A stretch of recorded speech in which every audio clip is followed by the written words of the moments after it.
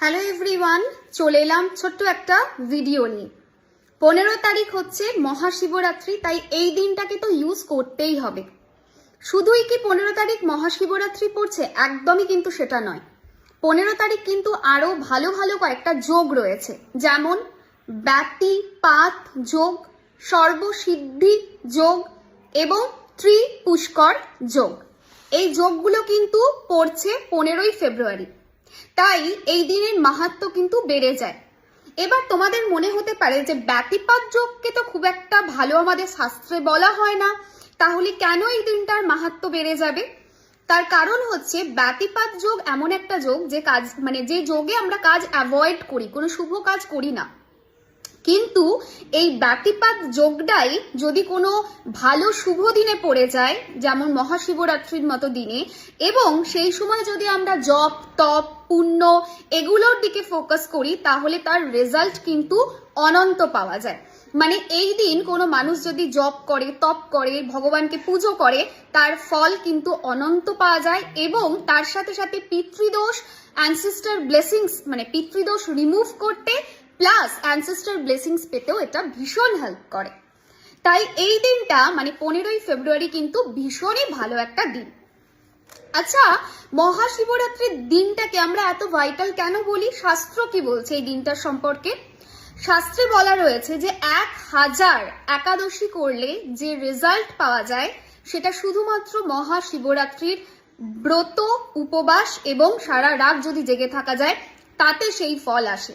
স্কন্দ পুরাণ মতে বলা হয় 100 বছর ধরে একাদশী করলে যে রেজাল্টটা আসে সেই রেজাল্ট পাওয়া যায় একমাত্র শিবরাত্রির ব্রত যদি করা হয়। তাই এই দিনটার মাহাত্ম্য কিন্তু ভীষণ বেশি। স্কন্দ পুরাণে তো সেই কথা ভীষণ স্ট্রংলি বর্ণিত রয়েছে। এই দিন ভগবান শিবজি কোথায় থাকেন, শাস্ত্র কি বলছে?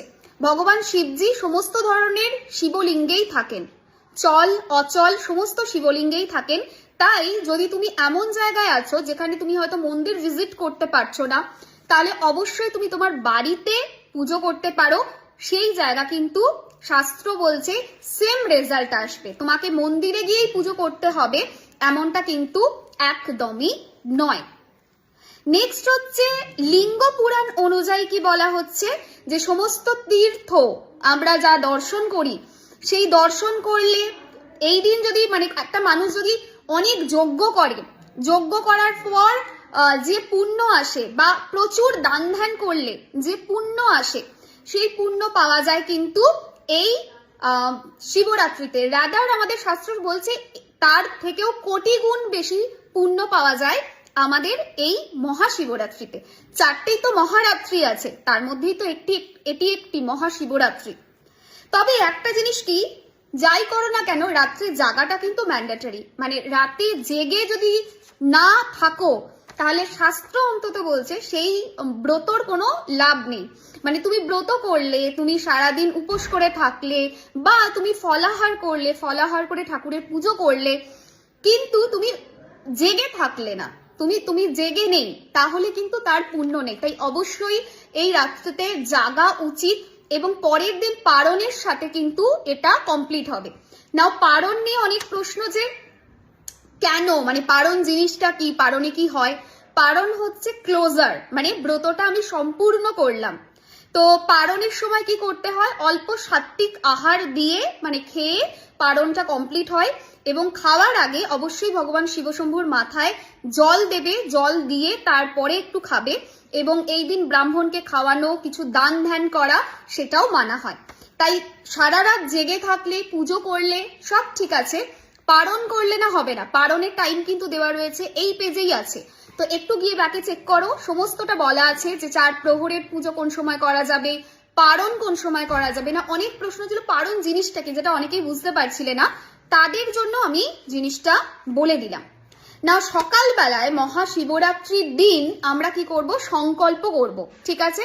সকালবেলায় সংকল্প করে আমরা শুরু করব মহাশিবরাত্রি। হাতে অল্প একটু জল নেবে, তার মধ্যে 1 টাকার একটা কয়েন নেবে এবং একটা হরিতকি নেবে। এই 3টে জিনিস নিয়ে সংকল্প করবে। কি সংকল্প হবে? শিবরাত্রি ব্রতং হেতৎ করিষ্যে হম মহাফলম নির্বিঘ্ন মস্তু মে দেব, মানে নির্বিঘ্ন মস্তু মে দেব তৎ প্রসাদাৎ জগৎপতে। এটা বলে আমরা কিন্তু শিবরাত্রির যেটা ব্রত রয়েছে সেটা শুরু করব। যদি মন্ত্র বলতে অসুবিধা হয় মন্ত্রের মানেটাও ঠাকুরকে বলতে পারো। তো মন্ত্রের মানে হচ্ছে হে প্রভু, আমি এই ব্রতটা পালন করব আজকে সারাটা দিন ধরে এবং এর পুণ্য আমি অর্জন করতে চাইছি। তুমি আমায় ব্লেসিংস দিও যাতে কোনোভাবেই কোনো কারণে বাধাবিঘ্ন করে এই ব্রতটা ইনকমপ্লিট না থাকে, ঠিক আছে? এটা বলে এবং আমি শুদ্ধ মনে আমি ব্রতটা কন্টিনিউ করব, এটাও বাংলায় বলতে পারো। আচ্ছা, এইটা তো গেল পুজোর ব্যাপার, মানে কিভাবে করবে, মানে শুরুটা কিভাবে হবে। না, একটা জিনিস মাথায় রাখতে হবে, সেটা হচ্ছে আমরা পুজো করব, ঠিক আছে? মানে আমরা ভগবান শিব শম্ভুর পুজো করব, কিন্তু যখনই পুজো করব, যখনই আমরা মন্ত্র পাঠ করব, যখনই আমরা সন্ধ্যাবেলায় কিছু করব বা দিনের বেলাতেও তুমি যদি ভগবান শিব শম্ভুকে পুজো করতে চাইছো, জল দিতে চাইছো শিবের মাথায়, তাহলে একটা জিনিস সবসময় মাথায় রাখবে যে প্রথমে জল দেবে, বিল্লপত্র দেবে, তারপরেই মন্ত্রের পাঠ হবে। মন্ত্র পাঠ নর্মাল টাইমেও করা যায়, অসুবিধা তাতে কিছু নেই, কিন্তু শাস্ত্র কি বলছে যে ভগবান শিব শম্ভুর পুজোতে 3টে জিনিস মেনে চলতে বলছে শাস্ত্র। কি কি 3টে জিনিস? না, প্রথম জিনিস যেটা শাস্ত্র মানতে বলছে সেটা হচ্ছে যে আমরা যখন শিবের পূজা করব, পুজোটা কমপ্লিট হওয়ার পরে মন্ত্র পাঠ করব। মানে জল ঢালতে ঢালতে মন্ত্র পাঠ করা যেতে পারে, কিন্তু আমরা কি করি, জল দেওয়ার পর পুজো হওয়ার পর একটা মন্ত্র তো সারাদিন পাঠ করি বা সারা সন্ধ্যা পাঠ করি, রাইট? মানে পুজো হয়ে গেল তারপরে যে কোনো একটা মন্ত্র নিয়ে সারা সন্ধ্যা পাঠ করি, সেটাই শিব সাধনা, রাইট? তো তোমাদেরকে এটা মাথায় রাখতে হবে, যদি এরকম কিছু ব্যাপার থাকে যেখানে তোমরা সারা সন্ধ্যা কিছু মন্ত্র পাঠ করতে চাইছো বা দিনের বেলায় পুজো করে নিলে, পুজো করে সারা দিন কিছু মন্ত্র পাঠ করতে চাইছো, সেক্ষেত্রে কিন্তু পুরো পুজোটা কমপ্লিট হওয়ার পরেই সেই মন্ত্রটা ধরবে। মানে শিবের মাথায় জল দেবে, বিল্লপত্র দেবে, তারপরে মন্ত্রের পাঠ শুরু করবে। দুধ দিতে পারো, ঘি দিতে পারো, সেটা তোমার মতো করে পুজো করো দিনের বেলাটা। সন্ধ্যাবেলার পুজো পদ্ধতি তোমরা বললে আমি দিয়ে দেবো, ঠিক আছে? যে পুজো পদ্ধতিটা কিরকম কি হবে না হবে দিয়ে দেবো। মোদ্দা কথা, পুজো হয়ে যাওয়ার পরে যে মন্ত্রের পাঠ হয় সেই মন্ত্রের পাঠটা কিন্তু পুজো হওয়ার পরেই করব, পুজো শুরু হওয়ার আগে করব না, ঠিক আছে? পুজো শুরু হওয়ার আগে অন্য কোনো মন্ত্র পাঠ করতেই পারো, মানে ধরো ওং নমঃ শিবায় তুমি পাঠ করতে চাইছো, তুমি সারাদিন ওং নমঃ শিবায় পাঠ করতে পারো, কিন্তু যেই মোমেন্টে পুজো হয়ে গেল তারপর আমরা কিন্তু একটা কোনো স্পেশাল মন্ত্র যেটা ভগবান শিব শম্ভুর ভীষণ প্রিয়, সেই ধরনের মন্ত্রের সারাটা সন্ধ্যা সারাটা দিন জাপ করব, যাতে ভগবান শিব শম্ভুর কাছ থেকে আমরা ব্লেসিংস পাই।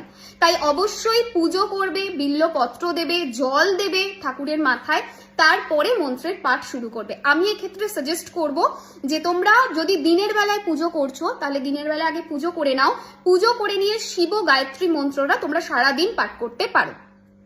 যদি এরকম কিছু ব্যাপার আছে যে সেটা না, মানে তুমি সন্ধ্যাবেলায় পুজো করবে, তাহলে সন্ধ্যাবেলায় নির্বিঘ্নে পুজো করে নাও, পুজো করার পরে শিব গায়ত্রী মন্ত্রটা শুরু করো, মানে সারাটা সন্ধ্যা তারপর ওই মন্ত্রটা পাঠ করতে থাকো, ঠিক আছে?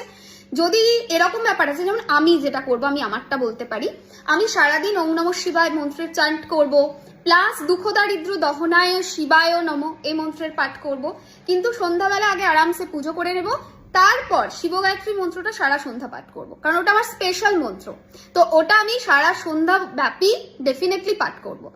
আচ্ছা, নেক্সট হচ্ছে কি, যখন আমি মন্ত্র পাঠ করব আমি চেষ্টা করব সন্ধ্যার পরে আমি যখন বসে শিব গায়ত্রী মন্ত্র পাঠ করব তখন আমি চেষ্টা করব হয় উত্তরের দিকে মুখ করে বসতে, না হলে পূর্বের দিকে মুখ করে বসতে। তোমরা দেখে নেবে, দেখে নিয়ে এই মন্ত্রটার পাঠ করতে পারো। আমি সবাইকে বলবো শিব গায়ত্রী মন্ত্র পুরো পুজো কমপ্লিট হওয়ার পর অবশ্যই পাঠ করো, উত্তরের দিকে বা পূর্বের দিকে মুখ করে বসে পাঠ করতে পারো।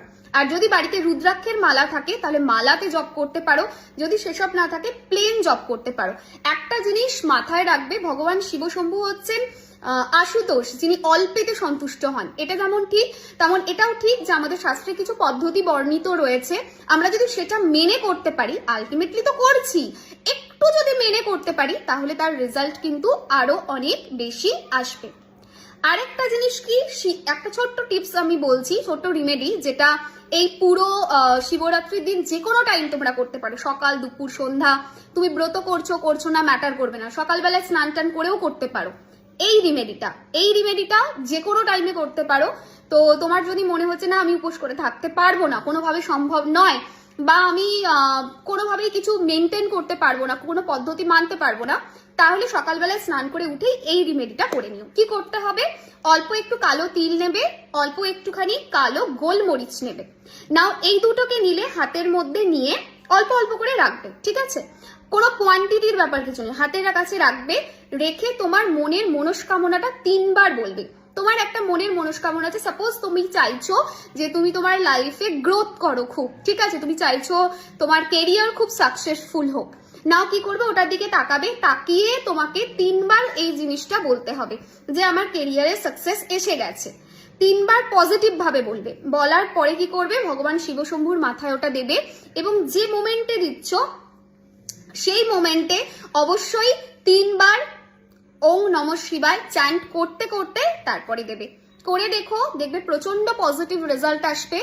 ওই উইশটা ফুলফিল হতে গিয়ে যে ব্লকেজ আসছে, যে বাধা আসছে, সেটা দেখবে নিমেষে দূর হয়ে যাবে, এবং খুব পজিটিভলি তোমার লাইফের অবস্টাকল গুলো সরে যাবে, সরে গিয়ে তুমি লাইফে এগোতে পারবে, আর ওই উইশটাকে ফুলফিল করতে পারবে। আমি একটা কথা সবসময় বলি, যেটা আমি প্রথম থেকে বলে আসছি আজকে এত বছর ধরে, যে ভগবান শিবশম্ভুর আর এক নাম নীলকণ্ঠ। তাই যখনই শিবের কাছে গিয়ে প্রণাম করবে, ভগবান শিবশম্ভুকে প্রণাম করবে, সব সময় বলবে যে তুমি তো জগতের বিষ নিয়েছো, নিজের গলাতে জগতের বিষ তুমি নিয়েছো, তুমি আমার জীবনের যে বিষ, আমার জীবনের যে নেগেটিভিটি, আমার জীবনের যে সমস্যা, সেটাকে কাইন্ডলি নিজের মধ্যে গ্রহণ করো, এবং আমাকে আমার জীবন এই নেগেটিভ যে কার্মিক ডেথটা নিয়ে আমি জন্মেছি, এখান থেকে মুক্তি দাও। দেখবে এটা করে প্রচন্ড পজিটিভ রেজাল্ট পাবে। আচ্ছা, আরো একটা জিনিস কি, ভগবান শিবশম্ভুকে নারকেল ফাটিয়ে সেই নারকেলের জল ভগবান শিবশম্ভুর মাথায় দেবে, এবং যখন দিচ্ছ শিবগায়ত্রী মন্ত্র জাপ করতে করতে দেবে। এটা কি করবে, এটা প্রচন্ড পজিটিভ হেল্প করবে তোমার লাইফের অল কাইন্ড অফ যে কার্মিক ডেট রয়েছে, 9টা গ্রহ যে নেগেটিভ পজিশনে আছে, সেখান থেকে তোমাকে বের করতে। যদি সম্ভব হয় তাহলে যদি ওই দিন যজ্ঞ তোমরা করতে পারো, এবং যজ্ঞেতে যদি নারকেলের আহুতি দিতে পারো, এটা ম্যাজিক্যালি ওয়ার্ক করে। মানে এটা সবসময় মানা হয় যে 9টা গ্রহের যে নেগেটিভিটি আছে সেটা মিনিমাইজ করতে এটা ম্যাজিকের মতো কাজ করে। একটা জিনিস অলওয়েজ মাথায় রাখবে, ভগবান শিবশম্ভু কিন্তু যত রকমের দোষ রয়েছে, কাল সর্প, মাঙ্গলিক, যদিও আমাদের কেপিতে মানা হয় না, বাট তোমরা অনেকে মানতে পারো, কাল সর্প, মাঙ্গলিক, বিভিন্ন ধরনের যে দোষ রয়েছে, এই সমস্ত দোষ থেকেও তোমাদের জীবন থেকে কিন্তু দূর করতে উনি সক্ষম। তো তোমরা যদি কালো তিল এবং এই গোলমরিচের রিমেডিটা করো, তাহলেও কিন্তু পিতৃদোষ, অ্যানসেস্টার দের কার্স, এগুলো থেকে বেরোতে পারবে। অ্যাট দ্য সেম টাইম এটা কিন্তু তোমার যে দোষ রয়েছে, তোমার যে নেগেটিভিটি রয়েছে চার্টে, সেটার থেকেও কিন্তু তোমাকে দূর করতে হেল্প করবে। অবশ্যই ছোট ছোট রিমেডিগুলো করো, আরো ডিটেলস ভিডিও আমি দেবো, অবশ্যই সেই ভিডিওটা দেখো, সেই ভিডিওটা দেখো। অ্যান্ড কমেন্টে সবাই লিখবে সেটা হলো ওম নমঃ শিবায়, এটা লিখতে ভুলবে না। অ্যান্ড ডেফিনেটলি ভিডিওটা শেয়ার করবে, যাতে অনেক মানুষ উপকৃত হয় এবং একটা পজিটিভ এনার্জি রেডিয়েট করে। সবাই খুব ভালো থেকো, সুস্থ থেকো। আমি তো এবারে একদম ভেবেই নিয়েছি যে আমি রাত জাগবই জাগবো, আমি এমনি রাত জাগা পাখি, তো ডেফিনেটলি আমি জাগবো, ঠিক আছে? যদিও আমার লাইফস্টাইল এখন আমি অনেক আগের থেকে বেটার করেছেন, রাত আমি জাগি না এখন, বাট স্টিল ওটা চাইলে আমি পারবো। তো রাত আমি জাগবই জাগবো, অ্যান্ড পারণ দিয়ে আমি কমপ্লিট করবো। এইবারে এই মহাযোগকে আমি ছাড়বো না, যা হয়েছে হয়েছে, কিন্তু এই পার্টিকুলার দিনটাকে আমি যেভাবে পারি, মানে আমার যত কষ্টই হোক, আমি এটাকে ইউজ করব, ঠিক আছে? যদিও আমি সবসময় বলি যে নিজেকে কষ্ট দিয়ে কিছু নয়, বাট সত্যি কথা বলবো, মহাশিবরাত্রির দিনটা না, মানে 4টেই তো মহারাত্রি আছে, কেন ইউজ করব না? ঠিক আছে, রোজই তো সুখে শান্তিতে, মানে একটা কমফোর্টের লাইফ আমরা পাই, রাতে খাচ্ছি, ঘুমাচ্ছি, একটা কমফোর্টের ব্যাপার থাকে। একটা রাত্রি জাগলে আমার মনে হয় না খুব বেশি প্রবলেম হবে। তো এটাই বলার, সবাই খুব ভালো থেকো, সুস্থ থেকো। অ্যান্ড খুব তাড়াতাড়ি, মানে আজকেই আবার মহাশিবরাত্রির ভিডিও আসবে, ভিডিওটা শেয়ার করে দিও। টাটা।